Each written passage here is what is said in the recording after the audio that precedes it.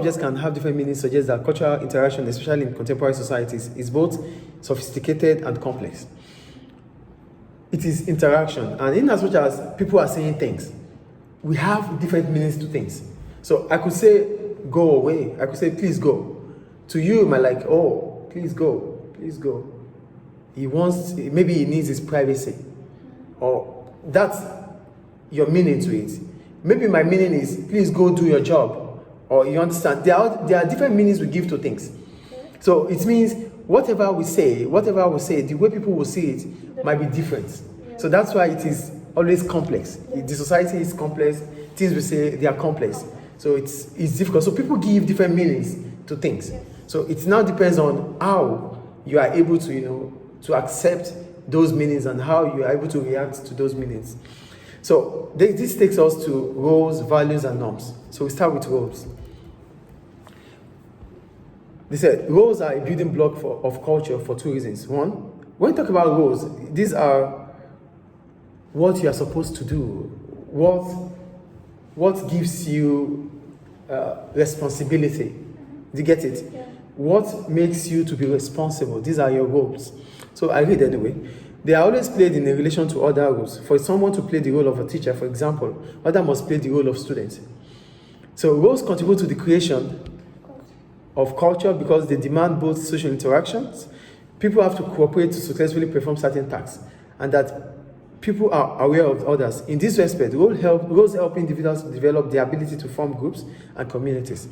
This is particularly the case when they involve role sets. That is, when the role involves a set of different relationships with different types of people, such as doctors' relationships with patients, nurses, other doctors, patients' relatives, and so on. This adds a further dimension to the cultural framework because it locks people into a range of relationships, each with its own routines and responsibilities. So when I started, I told you, roles makes you to be responsible.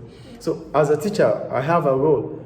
And if to perform my role, the others must be students, and they have to perform their role too. So it is my responsibility to make sure that you are that student, and it's my role. It's for us to make sure you're that. I'm the teacher too. So roles allows us to have our responsibility. So that is about roles. Do you get the first point there? Yeah, then the second one, every role has a name. So role also makes us to have a title. Do you get it? Yeah. So because I am teaching you right now, I become a teacher. Yeah. Yes or no? I become a mister. So role, because of my responsibility, you are able to label me as a teacher. Yes. Do you get the point here? So they said every role has a name. This name identifies a particular role and carries with it a sense of how people are expected to behave in any situation. So it's your role. It gives you responsibility. Yeah, so roles help someone to be identified as a role. So it labels you, and it also makes you to be responsible. What is your purpose? Yes, your purpose. Yes, you got that. I think it's clear up to now. Yes. So we'll move on. Now we'll go to values. For values, they said this common expectation provides a sense of order and predictability because role play is guided by behavioral rules. So we have values, which are in line with the morals, the moral aspect of the society, and our own definition of moral. So all roles have a prescribed aspect based on beliefs about how people should behave. Playing a role is governed by values that provided general behavioral guidelines. A teacher should teach their students, a parent should care for their child, and so on. So as a teacher, I am guided with certain values. So whatever I am doing, it has to be in line with the values inclined with teachers, the values they know teachers to have. So these are moral values, knowing what is right, what is wrong. So whatever I am doing, I have to do it right as a teacher in that classroom. So that is what value will come with. So roles with values, our roles are intact. So roles makes value makes roles to be intact. Do you get the point there? The second one, values provide only broad guidance for role behavior. For example, it is understood that someone playing the role of a teacher should teach, but values do not tell them how to play this role. The specific behavioral guides that tell people how to successfully play a role are known as norms. Now, there are norms, our tradition, how things should be done. Values are different from roles. Makes you to have responsibility. Values guide you Guys. on how you do, but what you do afterwards, how well you get it done, comes with norms. Oh, you're a teacher, you're teaching. Yes, I'm teaching. Everybody teaches. We can teach, but how well do you teach? This will be part of your norms. Okay. Do you get the point? Yeah. So we go to norms, we get to know more. Norms are specific rules showing how people should act in a particular situation, whereas values give only a general idea. Norms, therefore, are rules used to perform roles predictably and acceptably. So, oh, this is not acceptable. Yeah, you're a teacher, yes, but I'm teaching. Yes, we know you're teaching, but this is not acceptable. Why is it not acceptable? It's not acceptable because this is not how it is done. These are not the norms. Oh, it's not normal this way. No, this is not the way to carry it out. Yeah, you're a teacher, yes, we know. That's not normal. But what you are doing is not in line with the teaching principles. Do you understand the difference here? So there are roles, there are values, there are norms. They are not the same, but they work hand in hand. They are interdependent. Do you get it? Yes. So, okay, because we talked about that. So he used the term anomy to describe a condition where people who fail to understand the norms operating in a particular situation react in a range of ways, from confusion to anger to fear. So it is anomy because it's not normal. It's not the way. So, and there's no other way than the right way. So that is the point. So for Goffman in 1959, he argues that norms are more open to interpretation and negotiation than either rules or values. For norms, because they are standardized, it is standard. So you don't have to explain it further. It's a standard, and standards are standards. So you have to go in line with it.